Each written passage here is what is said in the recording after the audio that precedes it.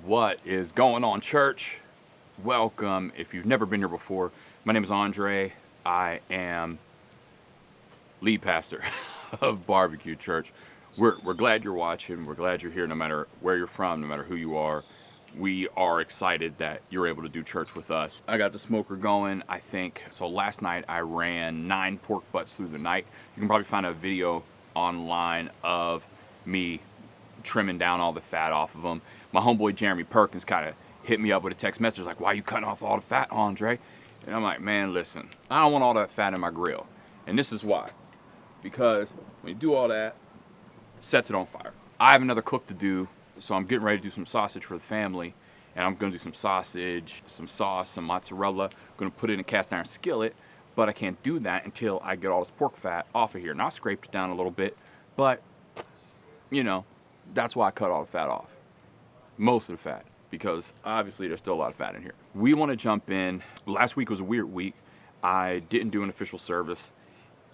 The Thursday before, like when I was supposed to record, I found out that a friend of mine, was no longer with us, and it sent me and a group of friends down a spiral. We were like, no, like this isn't real. She was a church planter in Detroit, my homegirl Diamond. So the Freedom Room Church in Detroit, we love them just because we're family. Like their pastor was our baby sister. Shout out to Freedom Room in Detroit and Eric, who's holding it down up there as we just mourn the loss of our friend.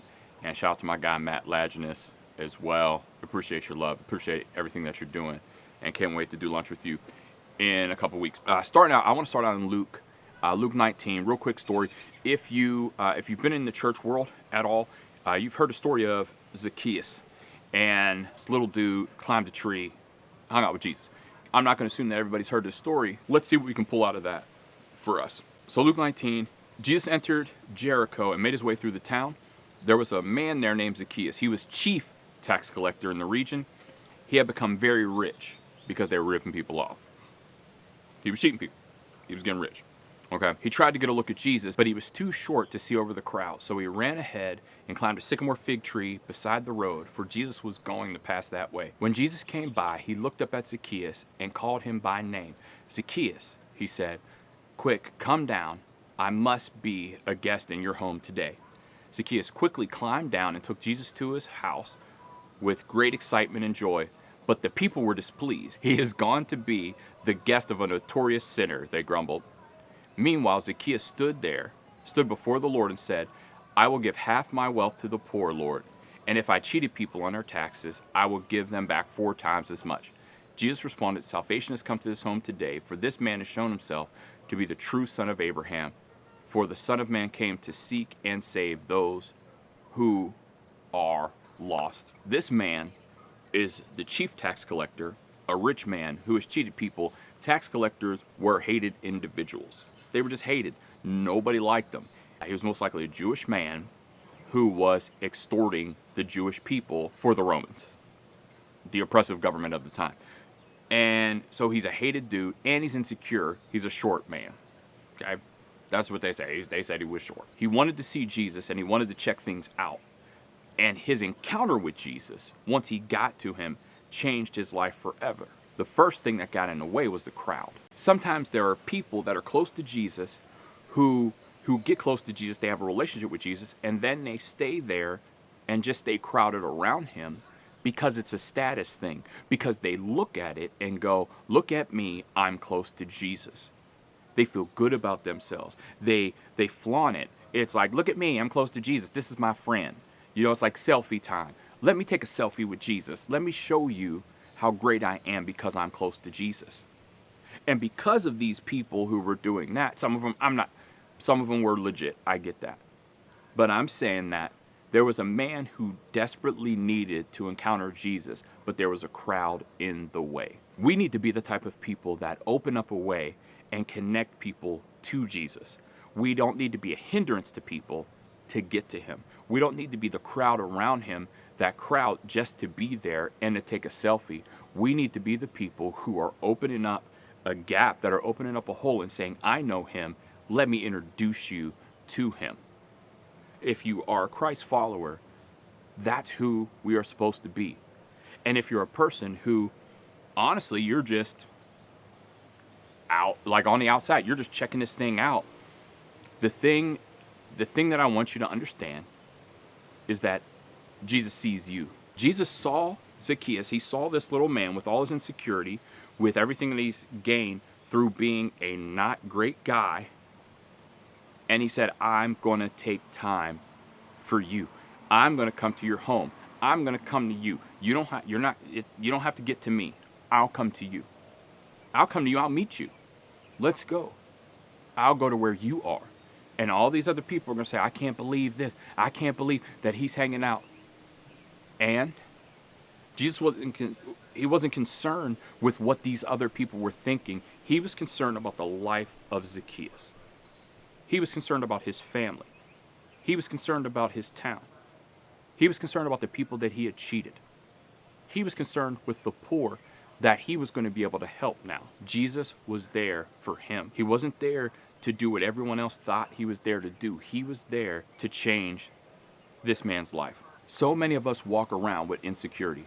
So many of us walk around with our pain, our hurt, our disbelief, the things that plague us at night, the things that we struggle with.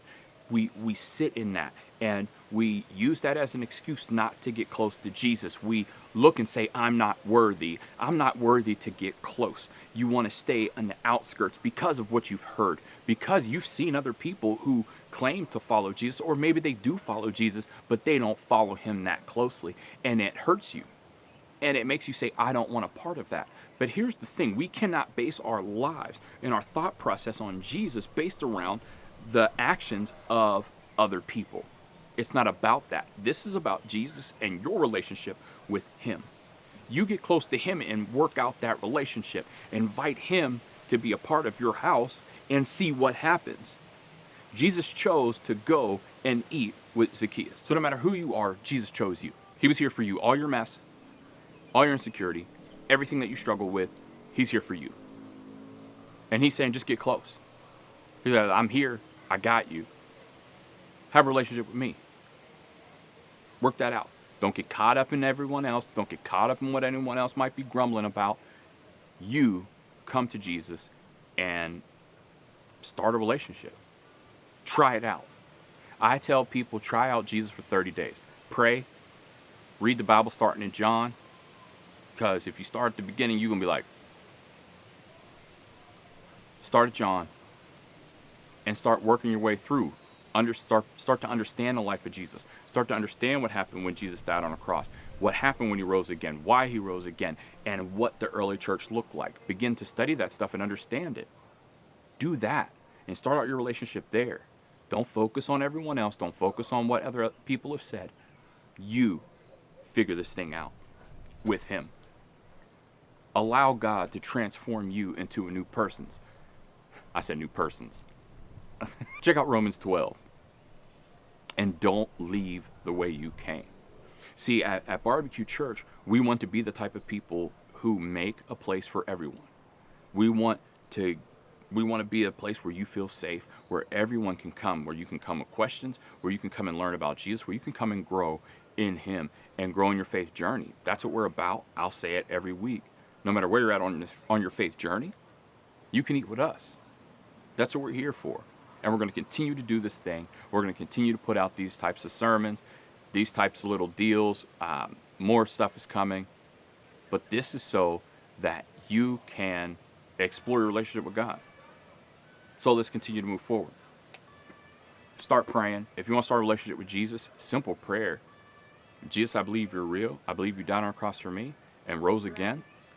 Come into my life and change who I am. And walk with me daily. Simple prayer. That simple. You pray that prayer. You can text Journey to our number, which is on the screen right now. And you fill out the little card that comes to you, a little information deal. And you will begin to get an online devotional email to you every morning that you can pray through, you can walk through, you can read the Bible, and you can understand what it means to be a Christ follower. Start that and walk that thing out. Remember, you're his purpose. You're the reason why Jesus came. You are important. No matter how you feel, no matter how anyone else has made you feel, you are important. I'm so glad that you're still here. There are people who are struggling with pain. There are people that are struggling with different type of disorders and different types of mental things and chemical things, and they're struggling right now. And forgive me, because it's real to me right now.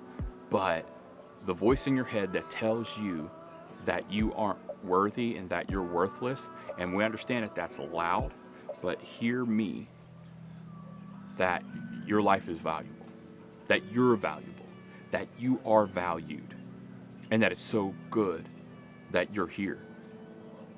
So if no one else tells you that, you heard it from me, a random dude on social media telling you that your life matters, that you matter.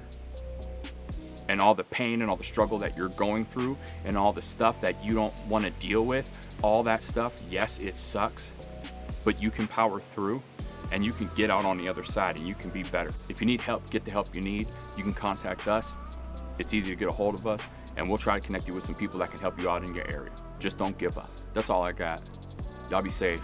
Praise God. We'll catch you next week.